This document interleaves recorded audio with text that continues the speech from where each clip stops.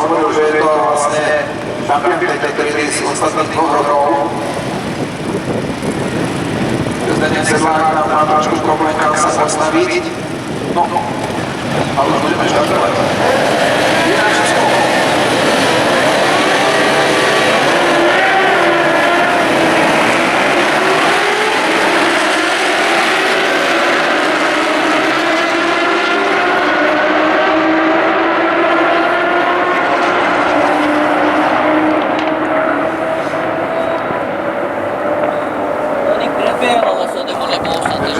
Pozrieme spolu na to, ako to vyzerá. Je to nezbyčný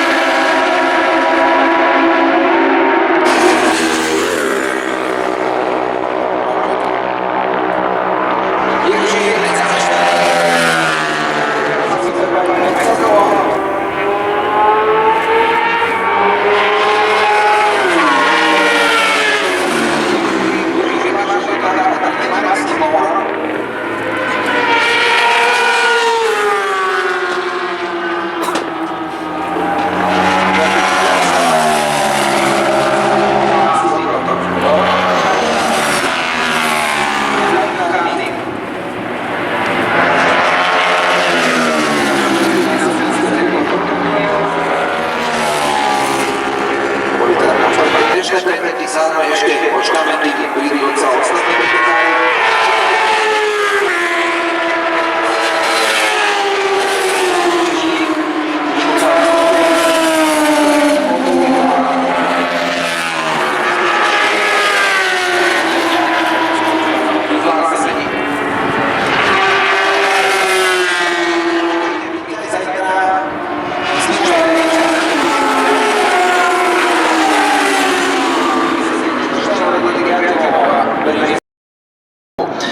Tisícročí či storočí, kedy takéto krásne motocykle jazdili pre našich alebo aj svetových pretekárov.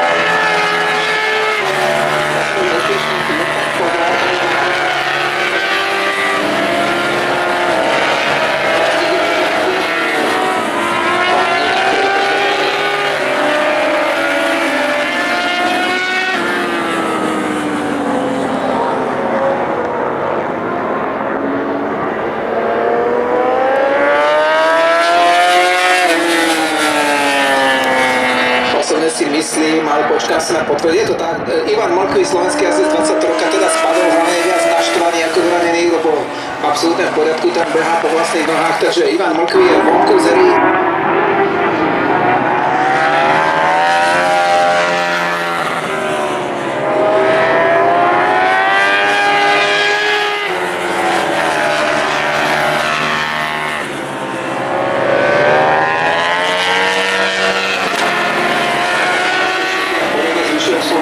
Smeruje švocové zákrute a Pilašov celkom má tiež dostatočný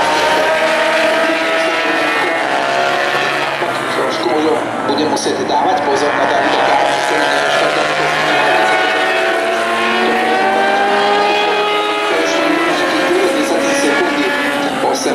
10 sekundy ako práve David Kárny.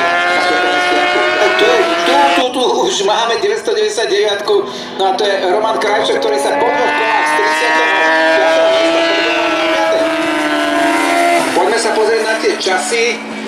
Nespiešný, ako som vravel, 17, už 2.18, Kárny 2.17, a Tukul je 2.20 aj niečo.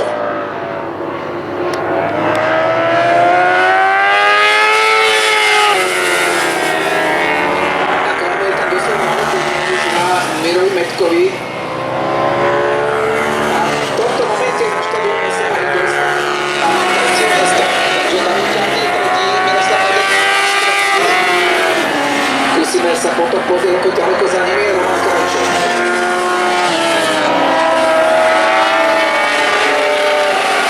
Je to stále približne niečo medzi tými 4-5 sekundami. Uvidíme, pretože Krajčák je jasne vyššie časy. Možno to predchádzali som povedal, že som trošku aj bojovať so supermi, ktorý boli trošku lepšie. Ja si myslím, že času má naozaj dosť. Je to, aké kvalitné budú jeho prejazdy, teda časy na kolo v týchto fázach.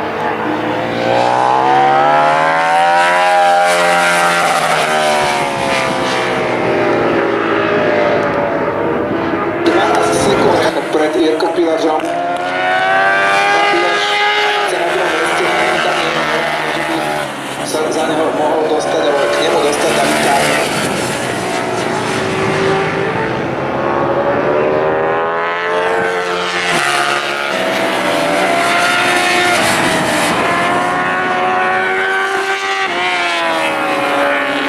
Teraz jazdci Persia do šancov zakrutý, Pilař na druhom mieste.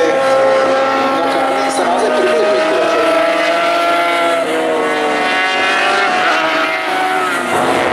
Opäť už v tom záverečnom stúpaní pred cieľom Českého vydania spoločného času.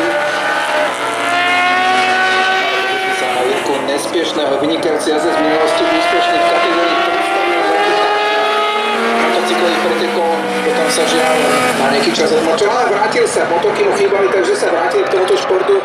A v každej kvalifikácii smeruje práve aj Jirka. Ježiš nespešne teda na prvom mieste, druhý David Kárny, Krajčák na 5. mieste 90, ktorý je možno vždy mimo poradia. 6. Libor Dokuril, 7. Jakub Geletiš, 8. Tomáš Beránik, 9. Jiří Balán, 10. Richard Čajkovič, takže vidím, že sa žije veľká škoda, že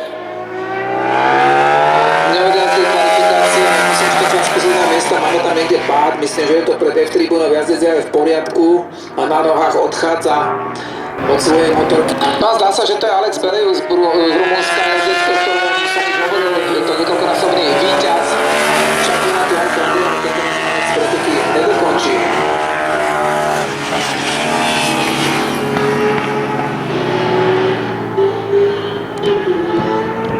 Ďalšie 3 sekundy, Libor Dokuril potom už 22 sekúnd.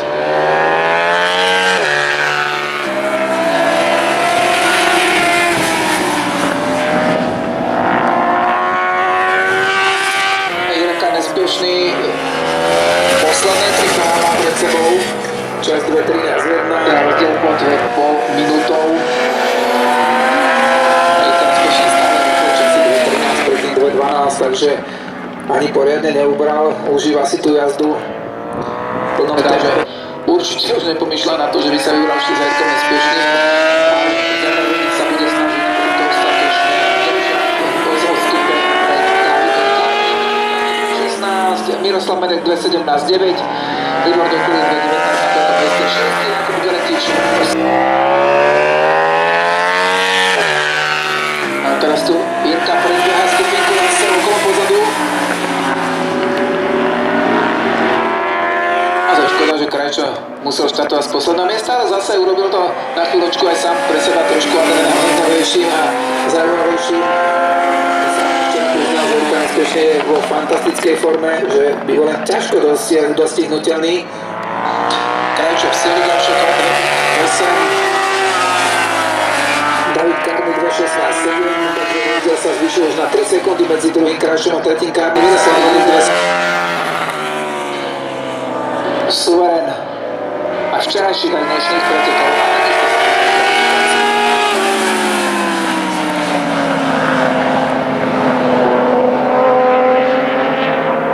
Skúsené všetko, že by sa nemali dopustiť nejakých vážnejších chýb, samozrejme pokiaľ ich nezradí technika, tak by mali dokončiť tak, ako to mali rozdiel, ale zaujímať nás bude ten ešte tesný rozdiel na druhom a treťom mieste, ktorý má trošičku, možno 3,5 sekundový náskok pred svojimi prenasledovateľmi.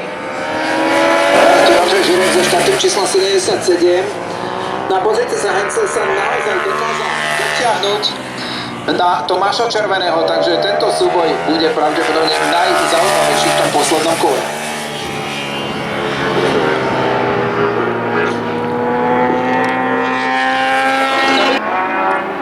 Krajčo, veľká spokojnosť, samozrejme, Roman si to užíva. To druhé miesto z posledného miesta na štarte, tak to je veľký úspech. Celý užíva David Kárny na tretej priečke. Miroslav Medek, ten teraz teda zo Zemiakov.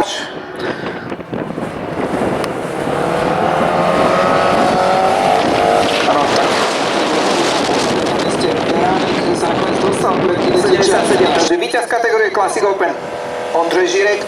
No a tento súboj nakoniec Tomáš Červený dokázal uhájiť svoje druhé miesto pred Jaroslavom Heinzlom, ale myslím, že Heinzl bude spokojný s pódiovým umiestnením.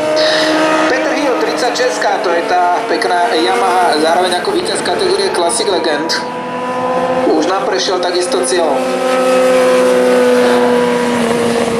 Michal Ďurkáč v cieli kategórie Classic Open, štartové číslo 87.